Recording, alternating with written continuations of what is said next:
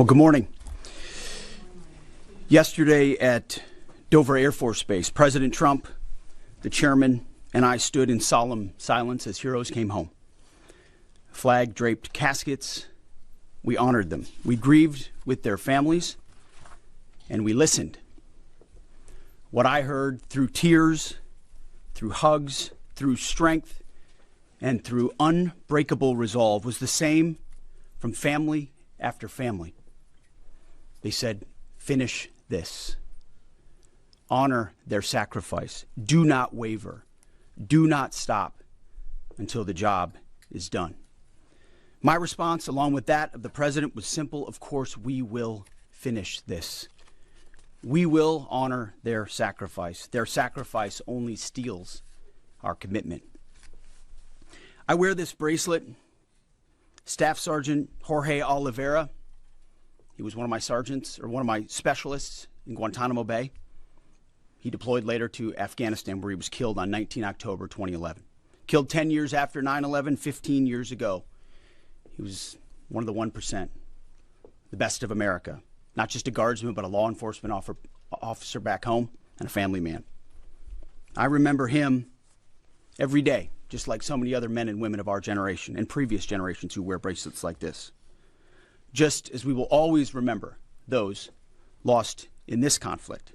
Their names are now etched into our mission and into the soul of a grateful nation.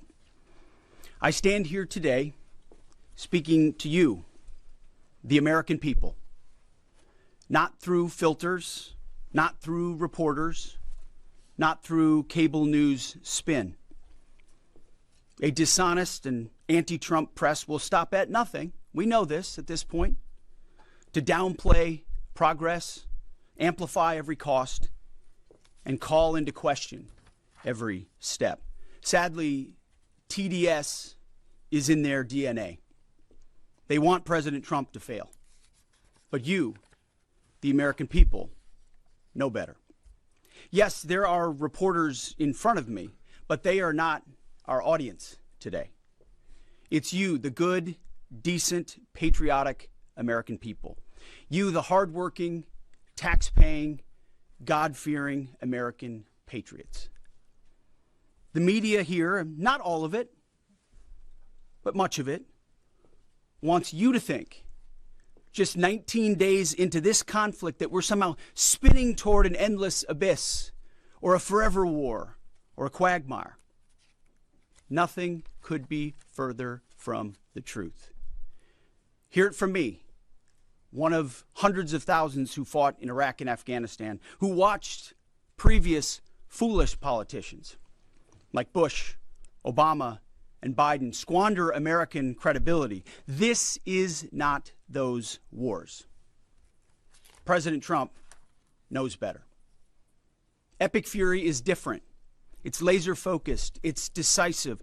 Our objectives, given directly from our America First president, remain exactly what they were on day one.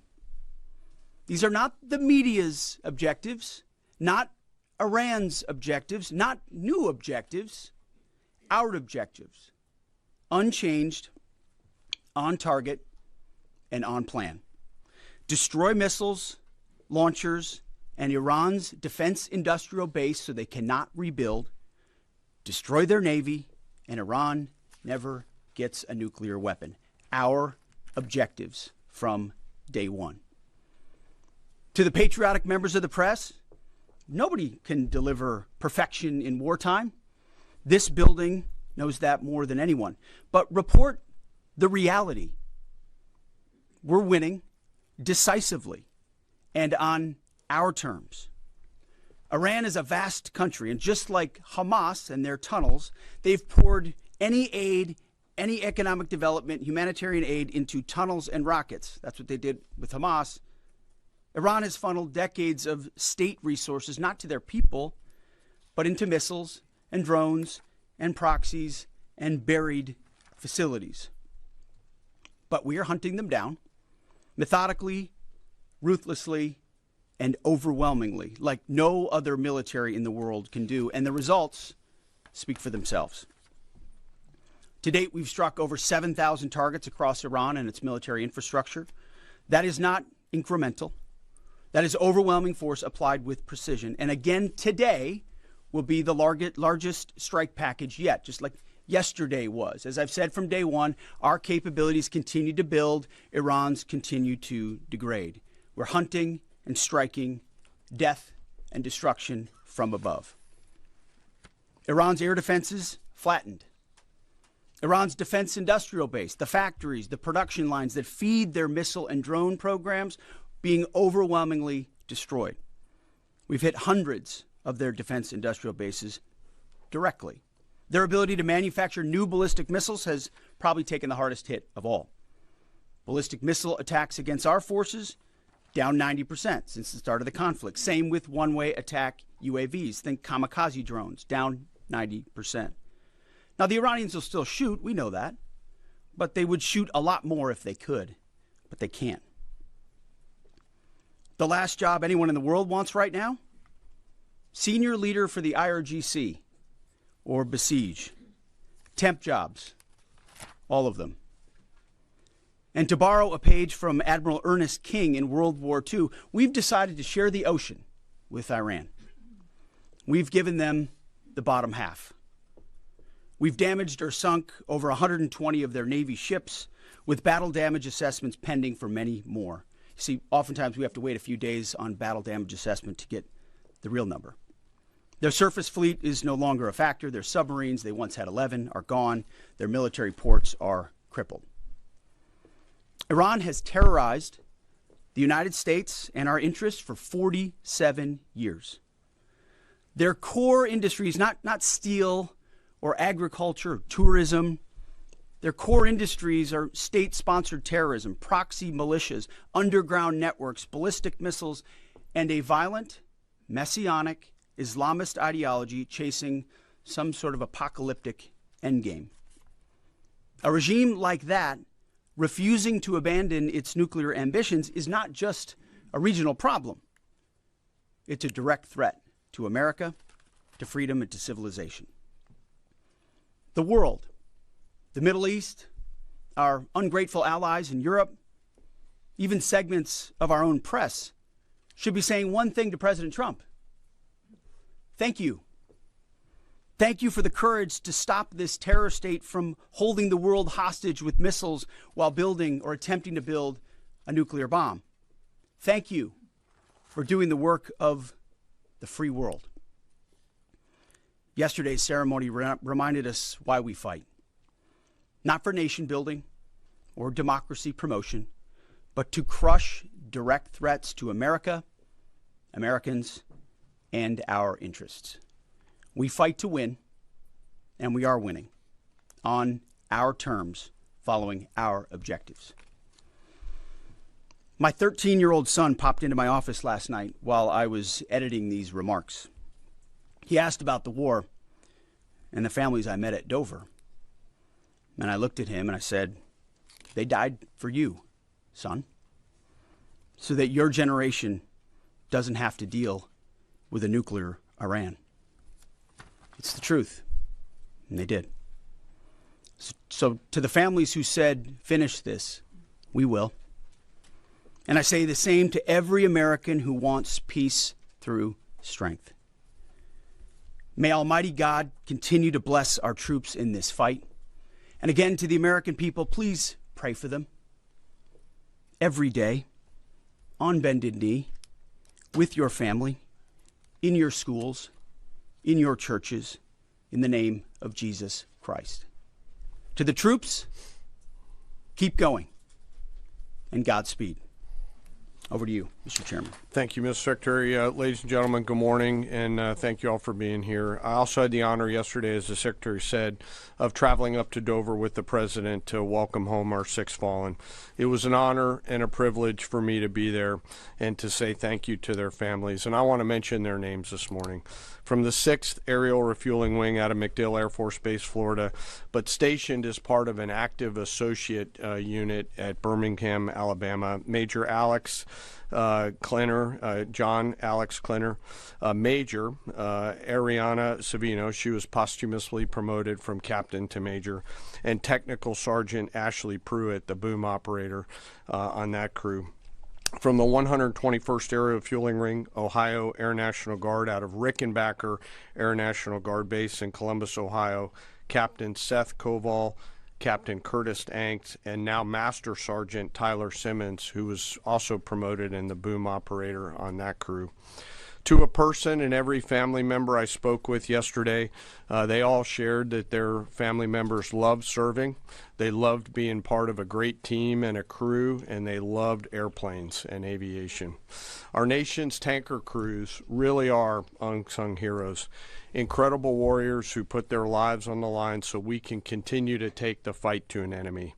I've personally witnessed their courage and tenacity many times, from the morning of September 11th, where they answered my call for some help, to the skies over foreign countries where they've come forward out of their safe tanker track to give me gas when I simply could not leave a ground force that was engaged in a firefight. They've answered the call and come forward time and time and time again. I'm filled with incredible pride and gratitude for all that the tanker crews do, our pilots, our boom operators, and the maintainers. And to the families of our 6 fallen, know that we share your grief. Our nation will never forget their sacrifice, and we will never forget their names. Our entire joint force mourns with you today, and will continue to remember their incredible gift of a great example for all of us. Now let me turn to an operations update. U.S. CENTCOM remains on plan to achieve our military objectives and remain unrelenting in our pursuit of Iranian missile capabilities, UAV capabilities, and their Navy, and as the Secretary said, their industrial base. Each day we continue to attack deeper into Iranian territory. As reported by U.S. Central Command yesterday, the U.S. military dropped 5,000-pound penetrator weapons into underground storage facilities, storing coastal defense cruise missiles and other support equipment. These weapons are bespokely designed to get through concrete and/or rocks and function after penetrating those barriers. We continue to hunt and kill mine storage facilities and naval ammunition depots. We continue to hunt and kill afloat assets, including more than 120 vessels and 44 mine layers, and the pressure will continue. We're flying further to the east now and penetrating deeper into Iranian airspace to hunt and kill one-way attack garrisons, destroying Iran's ability to project power outside of its borders. The A-10 Warthog is now in the fight across the southern flank and is hunting and killing fast attack watercraft in the Straits of Hormuz. In addition, AH-64 Apaches have joined the fight on the southern flank, and they continue to work on the southern side, and that includes some of our allies who are using Apaches to handle one-way attack drones. In Iraq, AH-64s have been striking against Iranian-aligned militia groups to make sure that we suppress any threat in Iraq against U.S. forces or U.S. interests. And we remain focused on pursuit of any platform that Iran could field to harm Americans or our partners. Last Friday, Admiral Cooper and the CENTCOM team conducted precision strikes against more than 90 targets on Karg Island, which included all of their military-only infrastructure, which included air defenses, naval base, mine storage, and deployment facilities. And as the Secretary mentioned, we continue to strike against Iran's defense industrial base and will continue to do so. Today I want to continue my theme of talking about members of our incredible joint force.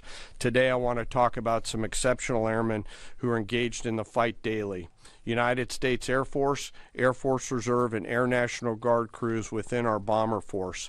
The B-1s, B-2s, and B-52s, and the airmen on the ground who maintain and load these weapon systems. They are the backbone of America's long-range strike capability, and their contributions to Epic Fury have been decisive. Assigned to STRATCOM under Admiral Rich Correll and supported by TRANSCOM, the tanker force that we've talked about, under the command of General Randall Reed, every mission is designed to achieve overwhelming outcomes on behalf of the United States and our allies. Last weekend, I had the chance to go out and see some of our deployed bomber forces, the B-1 and B-52 crews, and I had a chance to sit down with some young aviators and maintainers and ask them, how do you feel? Tell me about your typical day. And these are crews comprised of between 2 and 5 airmen, 2 on the B-2s, 5 on the B-52s, and 4 in the B-1s out there. Some of these Americans are in their early or mid-20s, and we give them the gift of this incredible responsibility, hundreds of thousands of pounds of aircraft, and they take off and go do our work as required. Their mission actually begins the day prior when they're given a target or a bunch of targets, and they begin to study those targets, look at what are the effects required, what are the weapons required to get there, how will we program these weapons, what is the weather, what is the tanker flow. It's an incredibly complex problem that we give each and every one of these crews, and they work it over the period of 24 hours prior, get some rest, and then step out the door to go fly. The last thing they do is they check all of their equipment, their oxygen mask, survival gear, load pistols, and get ready to go. They crank the jets about an hour prior to takeoff and then launch into the daylight, doing their pre-flight checks, and as the kids say, lock in and prepare to go to war, sometimes on a long and stressful journey. During the flight, they're surrounded by technology and capabilities, and they'll do multiple aerial refueling efforts across tankers on the way to the AOR, area of responsibility, either coming from the States or coming from a forward deployed basing. And I will tell you, as a fighter pilot, getting gas is a lot easier in an F-16 than it is in a B-1, B-2, or a B-52, where you are handling this airplane. It is a physical thing, unlike a fighter that's a lot easier. And they stay on that boom for sometimes up to 30 minutes, taking hundreds of thousands of pounds of gas. It is a physical, demanding thing to take gas, and they do it multiple times on the way there, and they do it multiple times on the way home. As they enter the operating area, they bring the entirety of America's joint force together to go do the things that we've tasked them to do, to put bombs on time, on target, with the proper effects. And I know they're feeling a range of emotions, but the thing the American people should take away from it is they're filled with a focus that is incredibly impressive. And they have fear, of course, but their bigger fear is, dear God, please don't let me screw this up, the warrior's prayer that we all have in our souls. In the days of Epic Fury, they were shooting, as we've talked about in this room, a lot of standoff weapons. Now we've switched and rolled, as I mentioned last week, to stand-in weapons. And behind each and every one of them are incredible maintainers and weapons builders who go out there and make sure these aircraft and their weapon systems are ready to go. These airplanes are so big that they're not in hangars. They're out in the cold, out in the snow, out in the rain. The bombs are being built outside for protection and to make sure that it's safe, and they do it 24/7, 365. It's not comfortable work, but when you go spend just a minute with these incredibly young Americans who are so motivated, you cannot come away from that exchange not being hopeful for America's future. It is simply awesome. And we hand these Americans, young Americans, incredible and weighty responsibility, and they deliver every single time. Quietly, with professionalism and humility, doing the things that we ask them to do. In conclusion, we will continue major combat operations. As the Secretary said, we continue to get busier.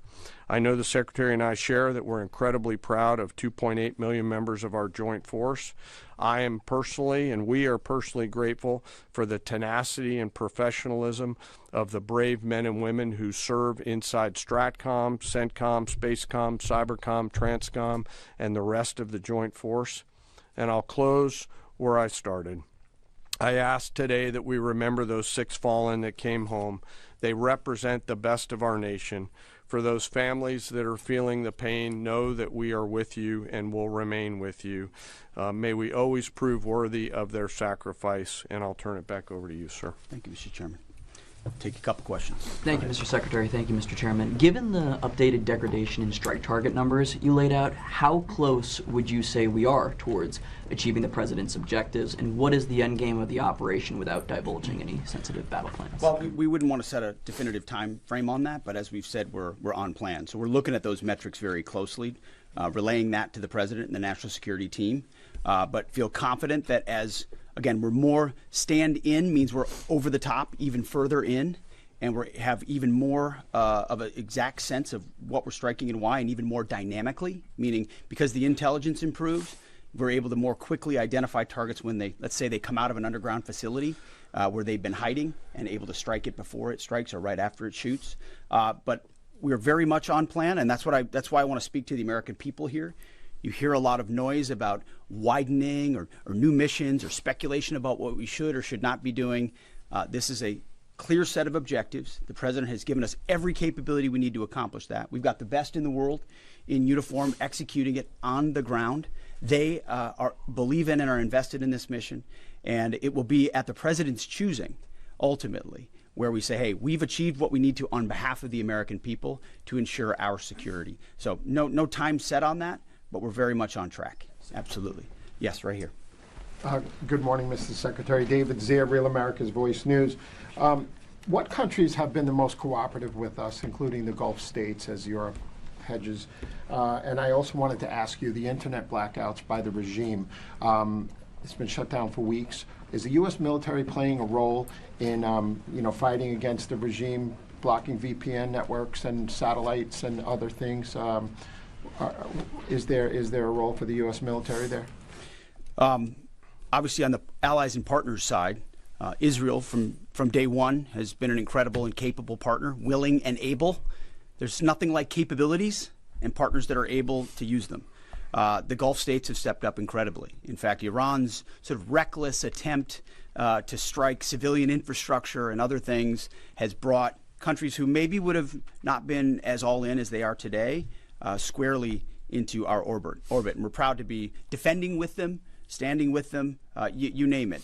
UAE, Qatar, Bahrain, Kuwait, Saudi Arabia, and others who have been right there. And we're grateful for that kind of support. As far as the internet, we're watching the regime try to tighten its grip as much as possible. And we're obviously taking countermeasures, many of which we can't talk about here, to ensure that messaging is delivered, not just to the Iranian people writ large, but to the right audiences, certain audiences that need to hear certain things about what their fate might look like or what their choices are.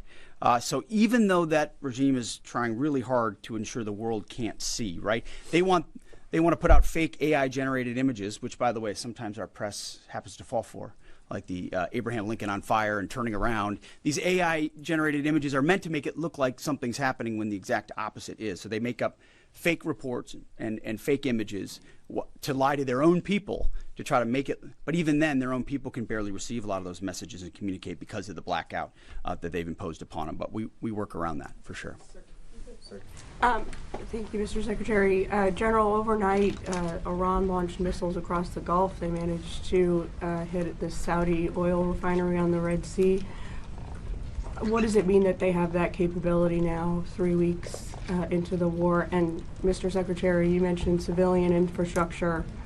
Iran seems to be treating U.S. diplomatic outposts, embassies, consulates like they are legitimate hard targets in the region now. What is the Pentagon doing to, I guess, secure those assets, stop those attacks? Absolutely. Thanks for the question on the missile strikes. You know, as we said and have always said clearly, they came into this fight with a lot of weapons. This is why we continue to be as aggressive and assertive as we can against their ballistic missile capability, both their medium-range ballistic missile capability and their short-range missile capability. So we are continuing to hunt and find them and kill them, and we will continue to do so. So they still retain some capability. and we have layered defenses throughout the region that will allow us to protect those. And we're working with our partners across the Gulf region to help them improve any defensive capabilities that they may need. To that point on capabilities, Iran is an energy-rich country, could be, should be. Instead, like so many other places driven by a radical ideology, they've spent that money instead of investing in their people. That's why you had millions of Iranians protesting. It's because they felt like their quality of life didn't match what it could be or should be. And what was the Iranian state? There's a reason we call Iran the #1 state sponsor of terrorism, because they took the money they make and they invest it in tunnels. And they invested in missiles, and they invested in launchers and UAVs, and we are destroying and degrading that in historic proportions. But it doesn't mean they won't still have some and try to hold people at issue, which is why we're fighting every single day to continue to compel. And you mentioned embassies and consulates.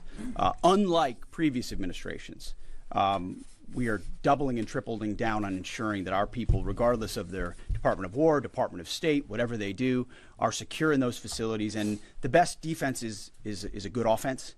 And so we're not afraid to go after and kill anybody, and we have a lot of them attempting to target our diplomatic facilities. Iran, we're not surprised that they would indiscriminately target, and we're still seeing that. Jerry.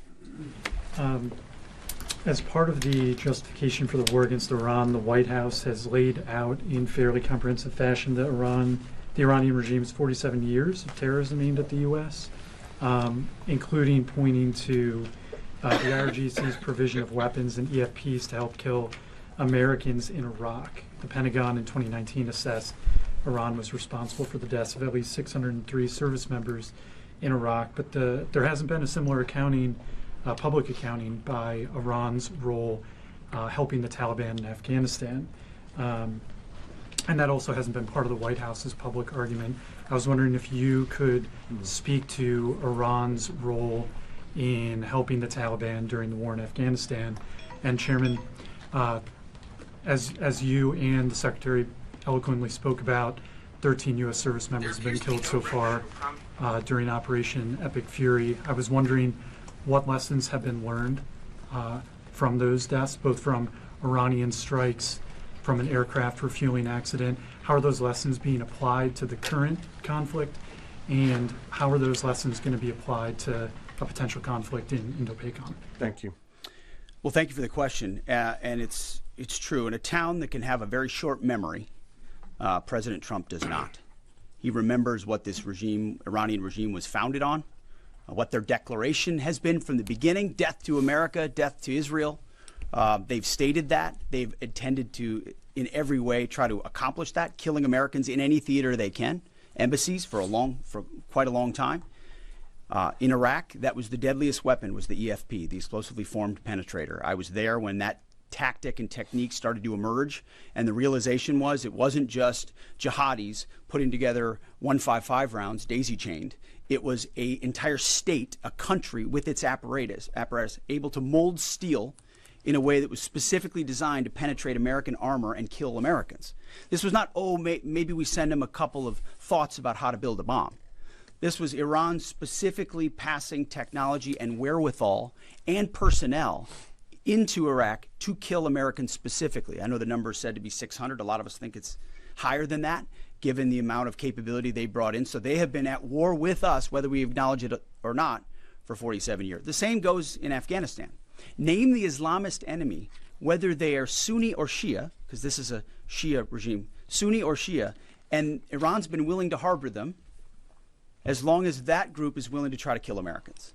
So the enemy of their enemy has been their friend as well in the Islamist world. So Iran, whether it's Iraq, whether it's Afghanistan, whether it's around the world, has been targeting Americans. And what they wanted in this context, and what President Trump would not tolerate, is a regime of that nature being closer and closer to nuclear capabilities, a capability they would have said they would want to use, and we ought to believe what our enemies say they would do if they got the most dangerous weapon in the world. So it's been across every theater that Iran's been a threat to America, and sometimes we have to remind folks of that, but thank goodness we have a commander-in-chief who, on behalf of this country, has internalized that and said, hey, we're going to do something about it. Jerry, I do want to talk about the lessons learned question because it's important to me. I won't share particular tactical lessons, and the KC-135 incident is under investigation. But I do want to talk about how I think about this and how we think about it, and this is something that I'm pretty passionate about. I believe the Joint Force has to be a very fast learning organization. Early, often, and always. And so in each case, both at the strategic, operational, and tactical level, we've charged the Joint Force to look at themselves and say, what was our plan? Well, first, did we have a plan, yes or no? The answer is always yes, because we plan for literally everything. Did we execute our plan, yes or no? If we did it work? If not, why not? If we didn't execute our plan but did something better, what's the lesson learned associated with that? And then how do we quickly capture those lessons after every loss or every engagement and quickly adopt those lessons and then share them across the entirety of the Joint Force? And inside the Joint Staff, we've tasked our J7 Directorate under the lead of Lieutenant General Lazewski, a United States Marine, to be extremely entrepreneurial in harvesting and capturing those lessons in a proactive and not reactive way.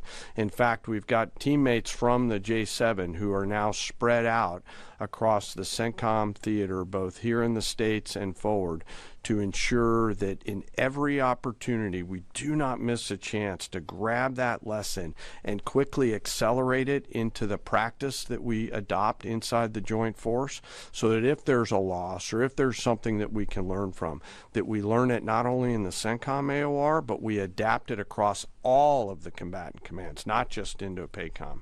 And it's across all of the warfighting functions. I've asked them to look rigorously, to check our egos at the door, to remember this is about what's right, not who's right, and to be clinical around the way we look at lessons learned, because we owe it to the force to do that. Thanks for that question. Absolutely. Brown jacket at the back. Thank you, Mr. Secretary. Jonathan Dre with Roca Politics. As you said, at the end of this war, Iran will be without a missile or drone capability, a navy, or the ability to make nuclear weapons. Since the largest threat and sponsor of terror in the region will be incapacitated, are there plans to move assets and troops out of the Middle East? I guess in a perfect world, a year after the war has ended, what does the military presence in the Middle East look like compared to before the war? Well, I appreciate the question.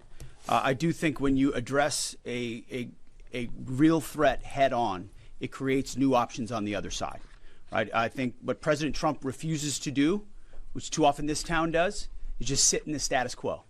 Oh, nobody can do about that. They've got too much capability. What if this happens? What if that happens? He instead says, what's in the interest of the American people? It's going to take some courage. It's going to take some capabilities. We're going to have to gather some forces there in order to do it. We're not going to tell people how many or how long or what we're willing to do or what we're not willing to do. But if you do that and do that decisively, then out the other end is a recognition that it opens the aperture of what's possible. I mean, President Trump did the same thing in creating an opportunity for the Abraham Accords. Now you've got a situation where a lot of those countries are coming alongside us, recognizing the threat of Iran. So I think our posture in the future will be based first and foremost on our own national security, power projection, the ability to defend our people and our interests. But no doubt, working alongside our partners, the president will look at what makes the most sense going forward. I appreciate that question. Yes, right here. War crime, is that the policy of the U.S. military now? Thank you, Secretary Hegseth. Two questions for you. The Vice President has often emphasized that the goal of this war is to denuclearize Iran while also avoiding a larger quagmire. I know that you touched on this. I'd like you to expand on how do you do that? How do you denuclearize the country while also avoiding this, forever war?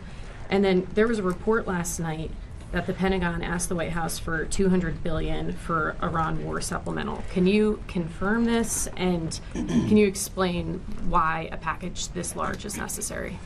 Well, first of all, none of this would have been possible without Midnight Hammer, without that audacious mission with very clear goals that did obliterate their ability to enrich and the capabilities they have in those facilities. So it created the conditions for Iran to step forward and say, okay, you can reach out and touch us like that in our nuclear ambitions. You can see that we're still trying to do this.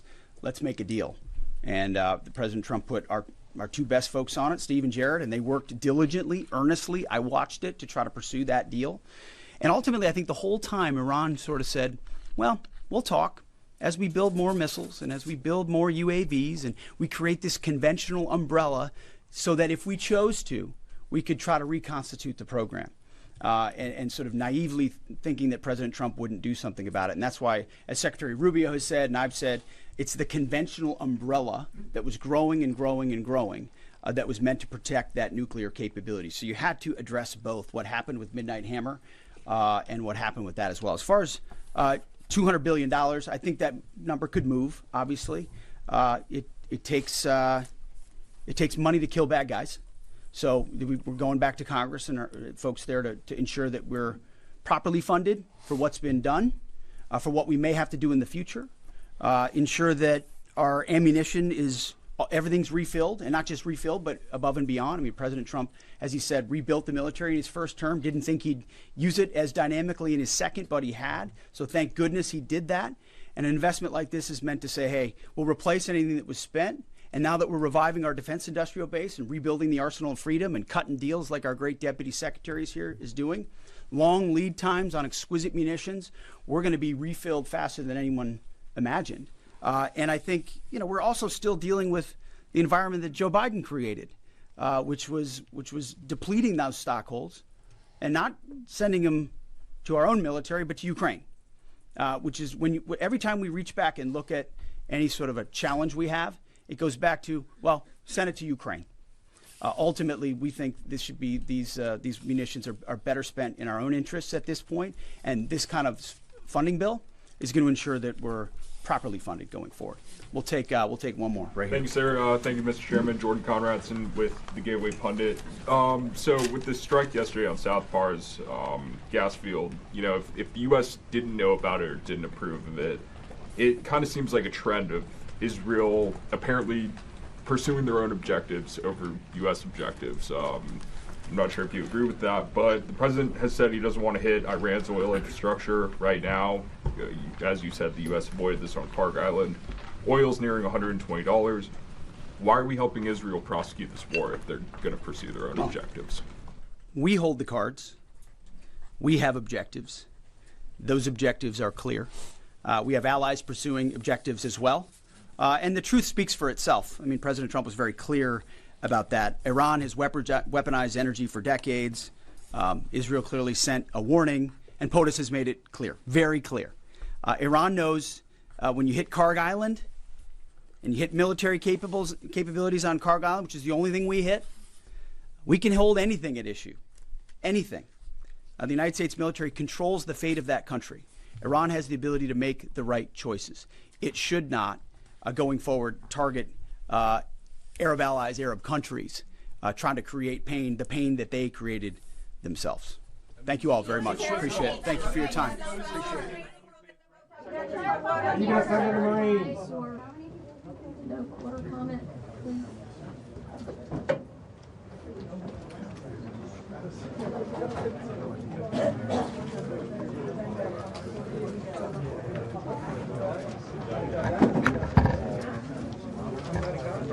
Okay, that was fun.